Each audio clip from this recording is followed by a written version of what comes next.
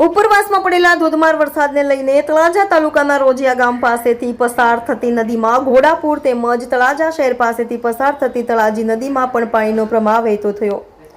ભાવનગર જિલ્લાના તળાજા તાલુકાના ગ્રામ્ય વિસ્તારમાં વરસાદે ભૂક્કા બોલાવ્યા છે। અમુક સ્થળોએ ધીમી ધારે તો અમુક સ્થળોએ ધોધમાર વરસાદ વરસી રહ્યો છે।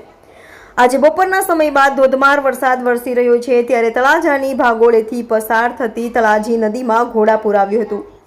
તેવી જ રીતે તળાજા તાલુકાના રોજિયા ગામ જવા માટે નદીમાંથી પસાર થવું પડે છે। આ નદીમાં જ્યારે પૂર આવે ત્યારે રસ્તો બંધ થઈ જાય છે। સ્થાનિક લોકોના જણાવ્યા અનુસાર અવારનવાર અહીં પુલ બનાવવામાં આવે તેવી માંગણી કરવામાં આવેલ છે, પરંતુ આજ દિન સુધી આ પ્રશ્નનું નિરાકરણ આવ્યું નથી।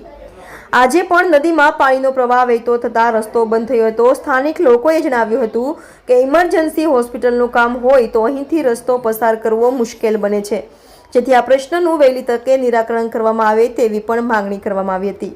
જિલ્લો ભાવનગર દર વર્ષે વરસાદનું પરિસ્થિતિ થાય છે, પૂરની પરિસ્થિતિ, ત્યારે આ રીતે તો બધું પાણી આવે છે। હવે અહીંયા ઇમરજન્સી કોકને ગમે હાર્ટ એટેક હોય અથવા તો ડિલિવરી જેવી કંઈ પ્રોબ્લેમ હોય તો મેડિકલ ઇમરજન્સી હોય તો સારવાર માટે અહીંયા વાહન પસાર થઈ શકે એમ છે નહીં। અવારનવાર સરકારશ્રીને માંગણી કરવા છતાં હજી પણ સુધી કાંઈ પુલની કાંઈ વ્યવસ્થા કરવામાં આવી નથી। સરકારશ્રીને વ્યવસ્થા કરવા માટે નમ્ર વિનંતી કરીએ છીએ કે પુલ બનાવી દેવામાં આવે।